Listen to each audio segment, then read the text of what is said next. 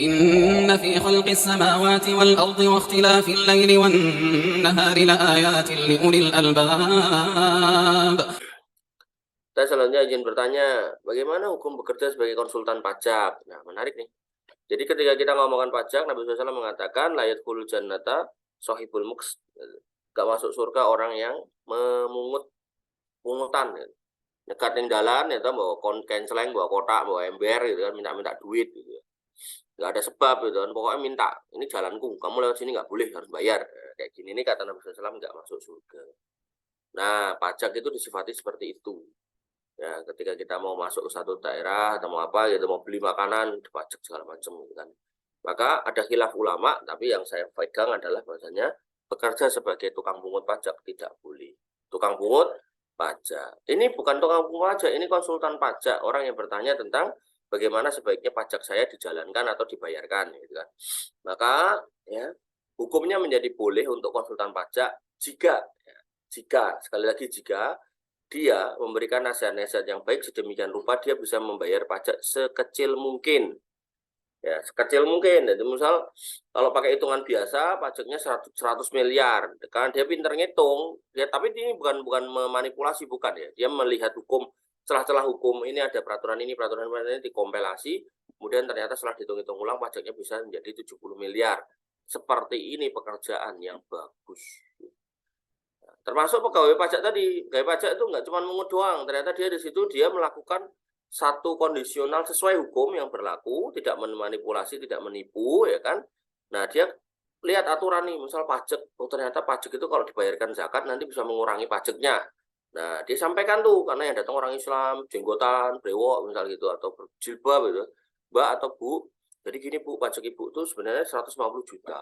Tapi menurut saya bagusnya Ibu tuh keluarin dulu untuk bayar zakat ke Basnas atau kelas dinas tertentu yang udah terregister kalau di kota sini Basnas sini gitu kan, keluarin dulu, nanti bukti potongnya bahwa ibu bawa ke sini.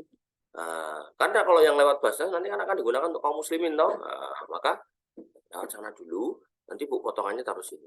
Nah nanti saya analisa lagi, barangkali nanti ada yang bisa dikurangkan lagi.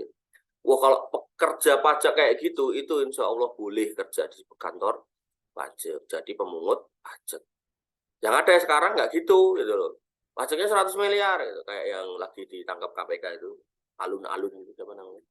Alun-alun siapa itu namanya? Nah itu pajaknya 100 miliar gitu kan. Nah, terus dia bilang sama yang punya atau kena pajak itu, "Iki tak bikin 50 miliar, tapi kamu kasih saya 20 miliar." Oke, siap. Akhirnya dikasih 20 miliar ke si alun-alun itu gitu kan. Kemudian ke negara 50 miliar. Nah, si perusahaannya berarti untung berapa? 30 miliar. Yang terjadi kayak gini. Gayus juga melakukan hal yang sama. Jadi pegawai pajak itu yang sudah jadi tersangka ya, saya nggak berprasangka pada yang lainnya ya, tapi saya ngomongkan yang sudah jadi tersangka, itu triknya kayak gitu. Jadi perusahaan-perusahaan yang pajaknya gede-gede, ya dia bisa ngurangin tuh, tapi nggak dia lakukan secara prosedural, tapi dia lakukan ya secara manipulatif, dia ngambil marginnya, kemudian dipotongkan pajaknya ke negara itu cuma sedikit, kemudian dia ngambil sebagian marginnya untuk kantongi, nah, agar kemudian perusahaan itu juga berkurang pajaknya. Nah maka kalau kelakuannya seperti ini haram, ini haram. Dan hasilnya apa sih? Hasilnya ya anaknya gebukin anak orang gitu kan. Terus hasilnya istrinya gaya hidupnya kayak gitu dan seterusnya lah. Pokoknya harta model-model kayak gitu sebanyak apapun nggak akan ada gunanya baik di dunia maupun di akhirat. Ya maka kita nggak usah silau sama orang-orang yang punya harta sebanyak itu, tapi dari sumber-sumber yang haram. Saya selalu katakan ya, pegawai negeri itu kalau kemudian dia kaya raya, ya itu kemungkinannya cuma 4.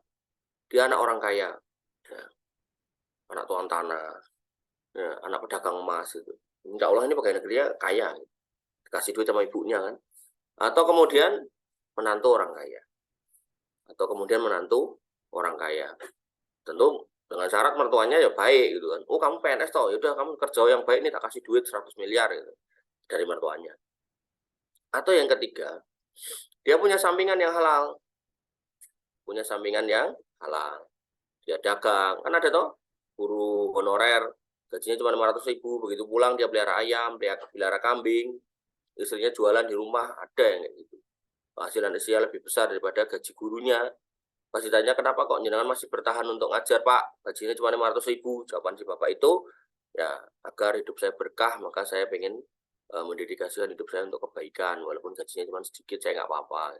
Udah cukup dari toko, dari ayam, dari kambing, dari apalah, dari sawah yang saya punya.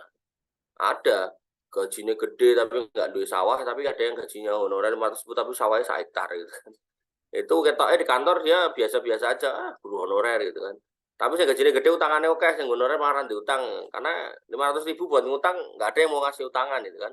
Nah, dia malah dapat rezeki dari sawah 1 hektar. Makanya ini yang ketiga. Kemudian yang keempat, nah ini yang bahaya. Ini harus jauhi dari setiap PNS Muslim, yaitu apa? Korupsi. Ya, korupsi ini yang keempat nih.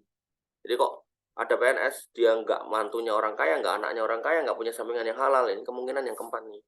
Makanya sekarang ada LHKPN itu, lembaga apa ya, pemantau kekayaan negara, pejabat negara itu.